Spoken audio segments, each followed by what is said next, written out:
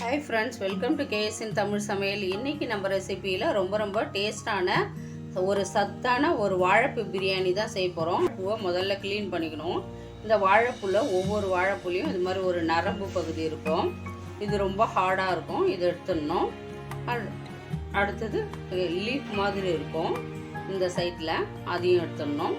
அது மாதிரி எல்லாத்துலேயும் அது மாதிரி எடுத்துகிட்டு க்ளீன் பண்ணி வச்சுக்கிறேன். இப்போ இதில் ஒரு 2 ஸ்பூன் தயிர் விட்டுக்கலாம்.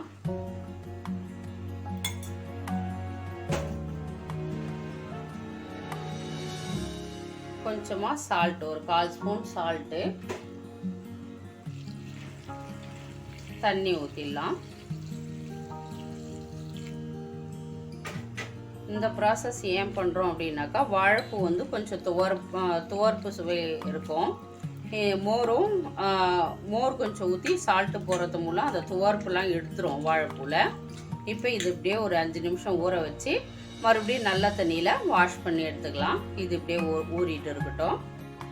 இப்போ அதுக்கு ஒரு மசாலா ரெடி பண்ணணும் பிரியாணி செய்ய. அதுக்கு ஒரு 2 பச்சை மிளகா, ஒரு பீஸ் இஞ்சி தோல் நீக்கி கழுவி வச்சுருக்கேன், ஒரு 10 பல் பூண்டு,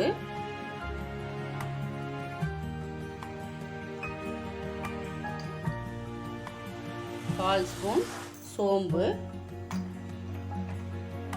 1/4 ஸ்பூன் சீரகம். இப்போ ஒரே ஒரு தக்காளி சேர்த்துடலாம். தக்காளி சேர்க்கறது முறை நல்லா அரைப்பட்டுரும் நம்ம தண்ணி ஊற்றாமலே. இப்போ இதை நைஸாக அரைச்சி எடுத்துகிட்டு வந்துடலாம். அவ்வளோதான், அரைச்சி எடுத்துட்டோம்.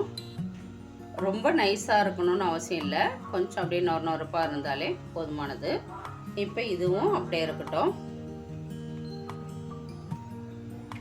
இப்போ 2.5 கிளாஸ் பாசுமதி அரிசி நல்லா வாஷ் பண்ணிவிட்டு ஊற வச்சிடலாம். இது ஒரு 1/2 மணி நேரம் ஊறணும். இப்போ நம்ம தாளிக்க ஆரம்பிச்சிடலாம். அதுக்கு ஒரு குக்கர் வச்சிடலாம். குக்கர் வச்சுட்டு ஒரு 4 ஸ்பூன் ஆயில்,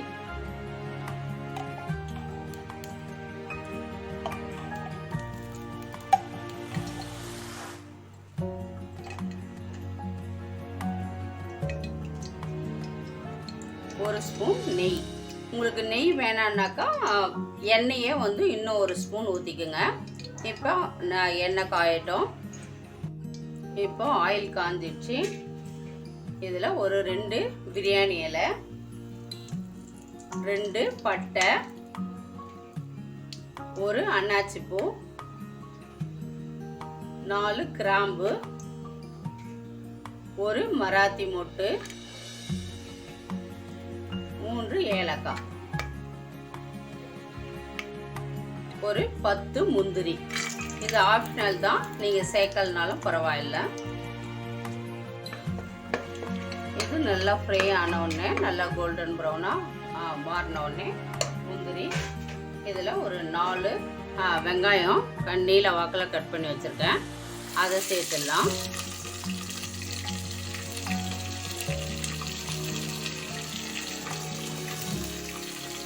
ஒரு 4 பச்சை மிளகா இது மாதிரி கீறி வச்சுருக்கேன், அதையும் சேர்த்துடலாம்.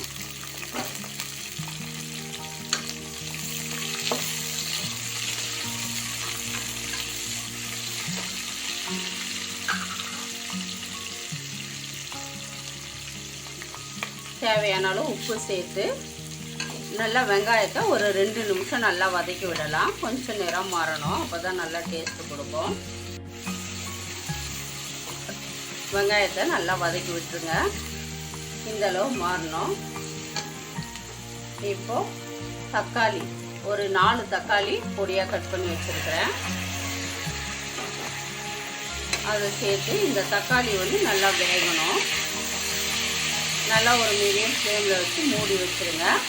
இது வெந்து வரட்டும். இப்போ பாருங்கள், நல்லா தக்காளி வெந்துடுச்சு. நல்லா வெந்ததும் இப்படி நசுக்கி விட்டுட்டா நல்லா குழஞ்சிரும்.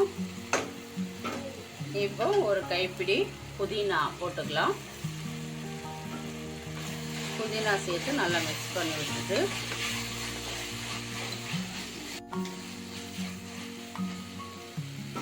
இப்போ நம்ம அரைச்சி வச்சிருக்கிற இஞ்சி பூண்டு பேஸ்ட்டை இதில் சேர்த்துடலாம்.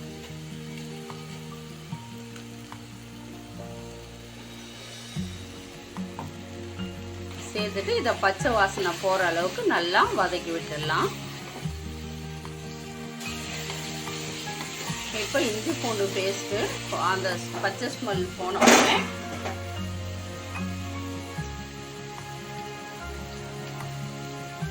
ஒரு ஸ்பூன் காஷ்மீரி சில்லி பவுடர்.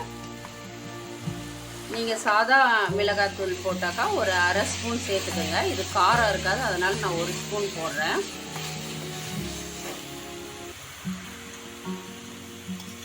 இப்போ ஒரு 1/4 கப் தயிர் சேர்த்துடலாம்.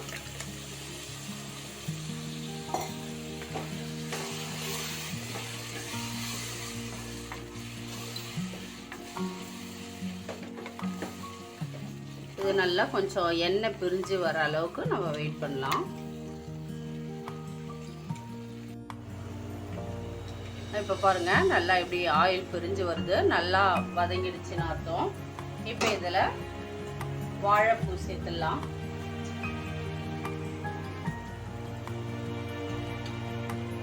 அப்படியே முழுசாவே போட்டுக்கலாம். நீங்கள் வந்து கட் பண்ணி போகிறதா இருந்தால் போட்டுக்கோங்க. முழுசாக போட்டாலே நல்லா இருக்கும். இப்போ இந்த வாழைப்பூ சேர்த்து இந்த மசாலாவும் வாழைப்பூவும் ஒரு 2 நிமிஷம் நல்லா வதங்கணும். ஒரு 2 நிமிஷம் வதக்கி விட்டுடலாம். அப்போ தான் அந்த வாழைப்பூவும் நல்லா ஒரு டேஸ்ட் கொடுக்கும். அதனால தான் நம்ம ஒரு 2 நிமிஷம் வதக்கணும். அப்படியே இருக்கட்டும். இப்போ 2 நிமிஷம் வதங்கிடுச்சு. இப்போ நம்ம தண்ணி சேர்த்துடலாம்.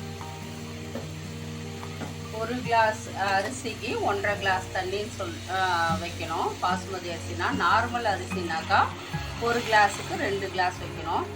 இப்போ நான் 1க்கு 1.5ன்னு அளந்து வச்சுருக்கேன். அதை சேர்த்துடலாம்.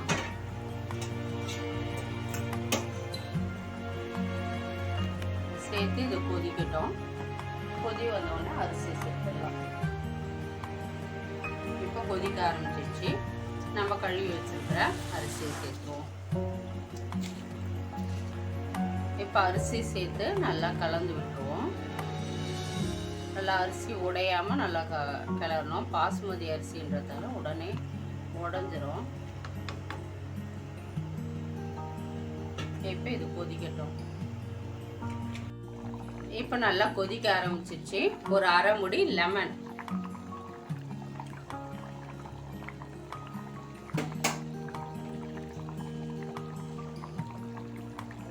லெமன் விட்டு நல்லா கிளறிடுங்க. கிளறிட்டு கடைசியாக புதினா கொத்தமல்லி கொஞ்சமாக அப்படி தூவிட்டு ஒரு 1/4 ஸ்பூன் நெய். நல்லா வாசனையாக இருக்கும், ஒரு நல்ல டேஸ்ட் கொடுக்கும். வேணான்னா நீங்கள் ஆயிலே ஊற்றிக்கோங்க. இப்போ இதை மூடிடலாம்.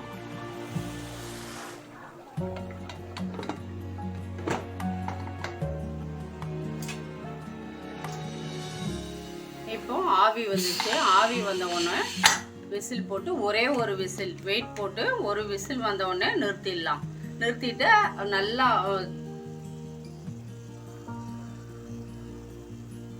நிறுத்தி வச்சுட்டு ஹேர் ரிலீஸ் ஆன உடனே திறந்து பார்க்கலாம்.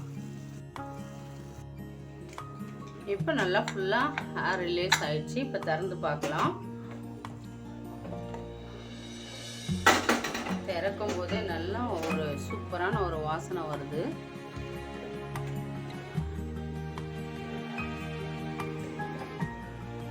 பாருங்க எவ்வளோ பளபளன்னு வந்துருக்குது. நம்ம குக்கர்லயே எவ்வளோ சூப்பராக வந்துருக்குது பாருங்க, நல்லா பளபளன்னு.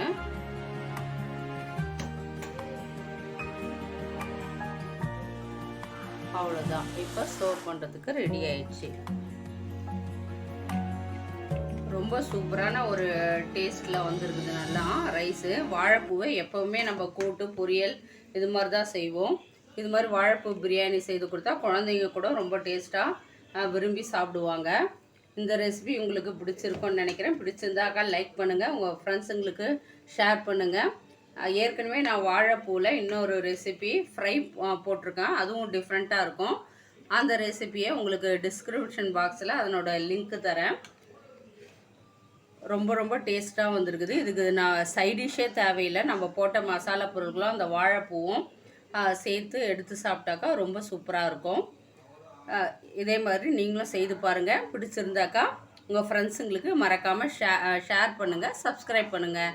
தேங்க்யூ ஃபார் வாட்சிங்.